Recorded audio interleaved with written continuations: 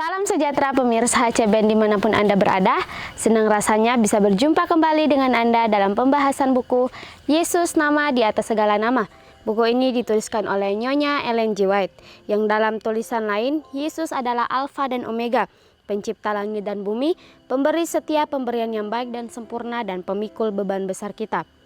Kepada orang-orang yang bimbang di antara kita, dia menulis tentang seseorang yang merupakan pusat daya tarik yang agung.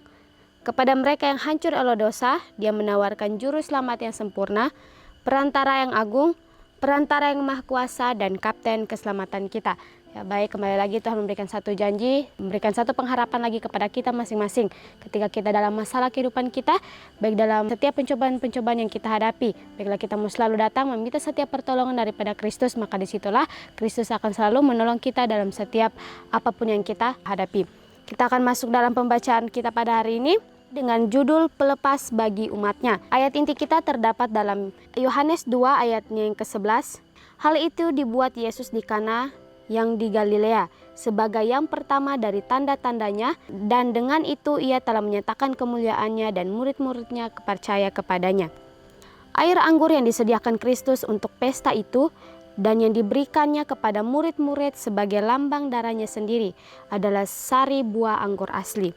Inilah yang disebut oleh Nabi Yesaya waktu ia berbincang tentang anggur baru dalam suatu tandan, lalu berkata, "Janganlah musnahkan itu, sebab di dalamnya masih ada berkat." Terdapat dalam Yesaya 65 ayatnya yang ke-8.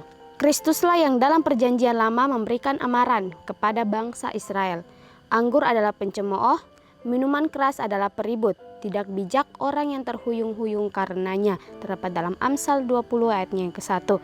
Baik, di sini kita diingatkan kembali tentang mujizat yang Tuhan berikan di saat pesta pernikahan di Kana, di mana waktu pesta pernikahan itu belum selesai, di situ anggur, minuman daripada pesta itu sudah habis, tidak ada lagi di tempayang-tempayang, nah sudah kosong sama sekali. Tapi disitulah Tuhan membuat satu mujizat, yaitu air. Tuhan merubah air itu menjadi anggur, dan ketika orang mencicipi air yang Tuhan rubah menjadi anggur itu, disitulah anggur itu sangat lebih enak, jauh lebih enak daripada anggur yang pertama yang disediakan oleh tuan rumah dari pesta itu. Dan di sini dikatakan juga menyinggung tentang minuman keras, di mana pada zaman ini orang merusak tubuhnya atau membuat dirinya ini atau Ka'bah suci Tuhan ini dengan meminum minuman keras, yaitu di sini dikatakan adalah anggur atau minuman-minuman keras lainnya. Baiklah, di sini diingatkan juga kepada kita masing-masing dalam hal apapun, makanan atau apapun yang kita masukkan dalam tubuh kita, baiklah kita juga mau selalu mengontrol itu dan mengendalikan diri kita dengan apa yang kita masukkan dalam tubuh kita, karena tubuh yang Ka'bah Tuhan, di mana Tuhan selalu akan tinggal atas, selalu akan berdiam dalam diri kita. Jadi baiklah kita mau selalu menjaga diri kita supaya Tuhan juga bisa hadir, dan kita juga boleh memakai tubuh kita ini untuk memuji dan membesarkan nama Tuhan. Nah, dikatakan juga, dan ia sendiri tidak menyediakan minuman yang sedemikian.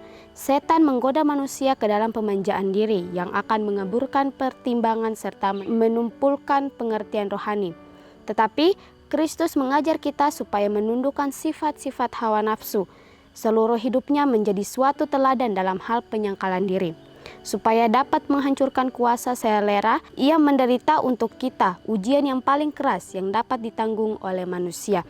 Baik, dikatakan juga kita harus mempunyai penyangkalan diri, dan juga kita harus mengontrol sifat-sifat atau hawa nafsu kita. Kita harus menyangkal diri kita masing-masing. Bagaimana ketika apapun yang Tuhan berikan dalam kehidupan kita, kita tidak bisa memakai itu dengan sebaik-baiknya, atau kita tidak bisa bersyukur, maka disitulah kita tidak mempunyai pengendalian diri. Kita selalu merasa tidak puas dengan apa yang diberikan oleh Tuhan. Kita merasa masih kurang karena kita tidak pernah mensyukuri, atau kita tidak pernah belajar untuk mengendalikan diri kita. Tapi di sini dikatakan baiklah kita mau mempunyai pengendalian diri, mempunyai bisa mengendalikan diri kita ini, karena jangan sampai kita yang dikendalikan oleh diri kita, tetapi baiklah kita mengendalikan diri kita supaya kita mau selalu seturut dengan kehendak Tuhan. Katakan juga, tetapi Kristus mengajar kita supaya menundukkan sifat-sifat hawa nafsu. Ya, setiap karakter yang Kristus berikan dalam kehidupan kita, baiklah kita mau mencontohi itu.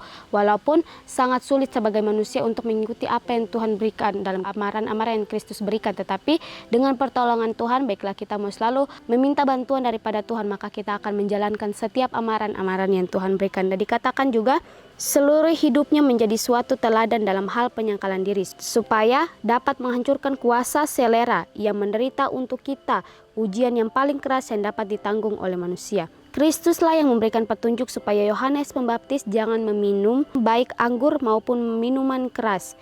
Ialah juga yang memerintahkan pertarakan seperti itu kepada istri Manoa. Maka ia mengucapkan laknat kepada orang yang menaruh botol minuman keras ke bibir sesamanya manusia. Kristus tidak membantah ajarannya sendiri. Air anggur yang tidak beragi yang disediakannya untuk para tamu pesta nikah itu adalah minuman yang sehat serta menyegarkan. Pengaruhnya lah harus menyesuaikan cita rasa dengan selera yang sehat.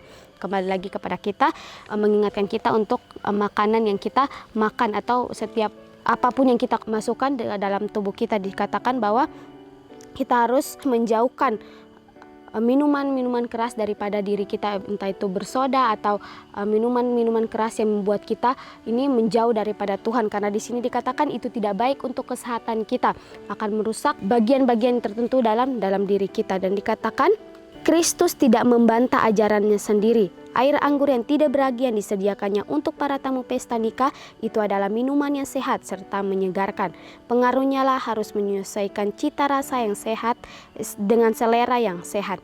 Ya, ketika Kristus memberikan amaran-amaran itu kepada diri kita masing-masing, kepada manusia, disitulah dia juga tidak membantah apa yang dia bicarakan. Dia tidak berpaling dari ajaran-ajaran yang dia berikan kepada kita manusia, tetapi dia juga memberikan contoh kepada manusia. Dia juga memberikan suatu contoh agar manusia ini bisa melihat yang Yesus berikan, yang Yesus contohkan dalam kehidupan kita. Baiklah kita mau, ketika sudah melihat contoh itu, baiklah kita juga mau selalu mengikuti apa yang Tuhan berikan dalam kehidupan kita. Contoh-contoh yang Tuhan berikan walaupun itu sulit, tetapi baiklah kita mau minta pertolongan Kristus, maka disitulah Tuhan akan selalu membantu kita. Dikatakan sementara para tamu yang di pesta itu menyebut mutu air anggur itu, diadakanlah penyelidikan dan peroleh dari pelayanan hal ihwal mujizat itu. Seketika lamanya seluruh himpunan itu terkeheran-heranan memikirkan dia yang telah mengadakan perbuatan ajaib itu. Ketika pada akhirnya mereka mencari dia, ternyata bahwa ia telah pergi dengan diam-diam sehingga tidak diperhatikan oleh murid-muridnya sekalipun. Yang sangat luar biasa ketika Tuhan sudah mengubah air menjadi anggur. Dan anggur itu asli dan sehat juga untuk para tamu-tamu pernikahan itu minum. Disitulah ketika para tamu-tamu ini meminum anggur yang Tuhan sudah berikan kepada mereka, disitulah mereka merasakan ada hal yang aneh. Hal yang aneh itu yaitu anggur ini lebih enak dari anggur yang pertama yang mereka minum. Dan mereka sudah menyadari bahwa yang merubah air menjadi anggur itu yaitu Kristus sendiri. Dan ketika mereka menyadari itu, mereka mencari Yesus, tetapi di sini dikatakan Yesus sudah menyelinap keluar dengan diam-diam tanpa seorang dari mereka pun tahu. Dan sampai murid-murid Yesus pun itu tidak tahu bahwa Yesus ini keluar dengan diam-diam. Dikatakan perhatian himpunan itu kini dialihkan kepada murid-murid itu. Untuk pertama kali mereka mendapat kesempatan untuk mengakui iman mereka kepada Yesus. Mereka menceritakan apa yang telah mereka lihat dan dengar di Yordan. Lalu timbullah di dalam hati banyak orang harapan bahwa Tuhan telah membangkitkan seorang pelepas bagi umatnya. Kabar tentang mujizat itu pun tersiarlah ke segenap daerah itu serta disampaikan ke Yerusalem. Dengan perhatian yang baru, imam-imam dan tua-tua menyelidiki segala nubuatan yang menunjukkan kepada kedatangan Kristus. Alfa dan Omega jilid 5 halaman 149.